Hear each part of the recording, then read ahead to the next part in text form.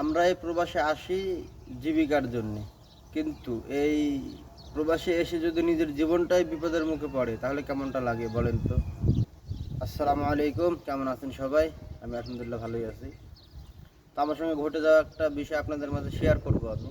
যারা প্রবাসী ভাইরা আছেন প্রবাসে, তাদের উদ্দেশ্যে ভিডিওটা। তো সবাই বেশি বেশি শেয়ার করে দিবেন। তো ঘটনা হচ্ছে, আমি দাম্মামে থাকি এবং দাম্মাম থেকে অনেক ভিতরে, প্রায় 100 কিলোমিটার হয়তো বা হবে মনে হয়, মানে গ্রাম এলাকার ভিতরে। তো আমাদের মাঝে মধ্যে শহরে যেতে হয়, যে কোনো প্রয়োজনে হোক বা কোনো কাজে হোক। তো আমার ক্ষেত্রেও ঠিক সেম হয়েছে, আমিও কোনো কাজে হয়তো বা দাম্মামে যাওয়া লাগছিল, তো আমি দাম্মাম যাব। তো এরকম সময়তে আমি আমাদের এইখানে আবার মেন হাইওয়ে আছে। তো ওই মেন রাস্তা থেকে আমি গাড়িতে অর্ধেক পর্যন্ত গেছি। তো এগুলো ছিল বড় বড় ট্রেলার বা অন্য অন্য গাড়ি, যেগুলো আপনার রাস্তাতে হাত ইশারা করলে দেখা যাচ্ছে অনেক ড্রাইভার আছে ভালো যে নিয়ে যায়। তো অর্ধেক রাস্তাতে আবার নামাই দেয়, কারণ ওরা ওই ভিতরে যেতে পারে না, ওই মেন শহরে যেটা, সেই শহরে বড় বড় ট্রাক ঢুকতে পারে না। তো পরে নামাই দেওয়ার পরে ওখান থেকে কিন্তু আমার একটা ট্যাক্সি নেওয়া লাগবে।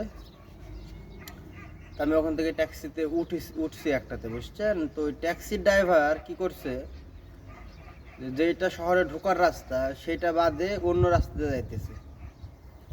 আমি ওনারা জিজ্ঞাসা করতেছি যে ইনতে শুরু তরিক তানি, মানে আমি ওনারা জিজ্ঞাসা করতেছি যে তুই অন্য রাস্তা দিয়ে কেন যাইতেছিস। ও ফার্স্ট তার আগে বলেনি, গাড়ির ড্রাইভারটা কিন্তু আরবিয়ান ছিল, অন্য দেশের, মানে সৌদির না, অন্য দেশের। তো আমার বলতেছে যে এই দিক দিয়ে গেলে কাছে হবে। ও বলতেছে আমার না গেরিব গেরিব। ওরা আমি তো দেখা যাচ্ছে ওরকমভাবে চিনি না, কারণ বিদেশি বয়স 7 বছর পার হলো ঠিকই আছে, কিন্তু বেশিরভাগ সময়টা এই এলাকার দিকেই কাটছে। হয়তো বা 2 মাস 3 মাস 6 মাস অন্তর একবার যাওয়া পরে দাম্মাম শহরে, এই আর কি। তারপর আমি ভাবলাম যে হয়তো বা হতে পারে। তো আমার সঙ্গে আরও 2 জন আছে, ওর সামনের সিটে বসা একজন, পিছনের সিটে বসা আরেকজন, আর সঙ্গে আমারে নিচে, ঠিক আছে। তারপরে যাচ্ছে যাচ্ছে রাস্তা কিন্তু লম্বা হয়ে যেতেছে, কারণ এর আগে তো আমি আসছি, আমি তো জানি যে কয় মিনিটের রাস্তা এখান থেকে দাম্মাম শহরে। পরে আমি ওরা আবার জিজ্ঞাসা করতেছি, লেশ তাখের ইয়া হাবিবি, মানে বলতেছি ওরে আমি, এত দেরি করছিস কেন, এত দেরি হচ্ছে কেন? তো বলতেছে ওয়েন ওয়েন তাখের, গেরি দিয়ে গেতেন। বলতেছে যে কোথায় দেরি, কোথায়, আর 2 মিনিট 2 মিনিট লাগবে, পৌঁছে যাবো শহরে। আমি তারপরেও কিছু বললাম না, চুপ করে থাকলাম। এমন একটা পর্যায়ে যায়, আপনার নির্জন একটা জায়গা, নির্জন একটা জায়গা, যার সামনেও কিছু নাই পিছনেও কিছু নাই। হট করে ওই গাড়ির দাঁড় করায় বলতেছে যে কাছে যা আছে দে, বলে জিপ ফুলুস ওসফি মজুদ মাগ জিবে। আমি তো বেঁকে যাই, আমি একলা, আর ওরা কিন্তু 3জনই একসঙ্গেই। হুম, আমি জিনিসটা প্রথমে বুঝতে পারি। তো তারপরে কি আর করার, কারণ আমি তো ওখানে একলা, কিছু তো করার নাই, আশেপাশে কেউ নাই, সামনে পিছনে সাইডে কেউ নাই, নির্জন জায়গা। ওর কি করার, আল্লাহ স্বয়ং সাথে ছিল বিদায় আমার আকামাটা নেয়নি, প্লাস আমার মোবাইলটাও নেয়নি। আমার কাছে টাকা ছিল কিছু, প্রায় ধরেন 200-300 রিয়ালের মতো হবে মনে হয়। ওই টাকাটা নিয়ে গেছে, মনে হয় না, আমার কাছে মোটামুটি 200, কত, 280 রিয়াল মতো ছিল ক্যাশ।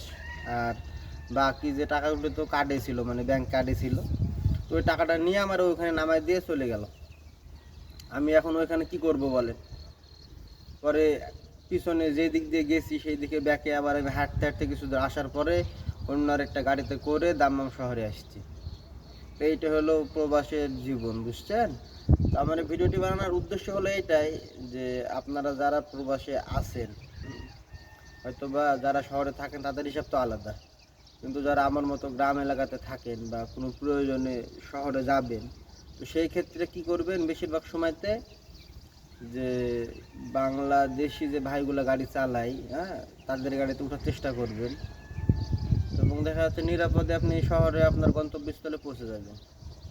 সর্বদা চেষ্টা করবেন যে আরবিয়ান যে লোকগুলো আছে তাদের চাইতে এড়িয়ে যাওয়ার, কারণ তারা, বলছি না যে সবাই খারাপ, কিন্তু অনেকাংশেই আছে খারাপ। হ্যাঁ, আর এটাই হচ্ছে মেন কাহিনী। তো সাবধানে থাকবেন, ভালো থাকবেন, আর অবশ্যই বিদেশ বাড়িতে সাবধানে চলাফেরা করবেন।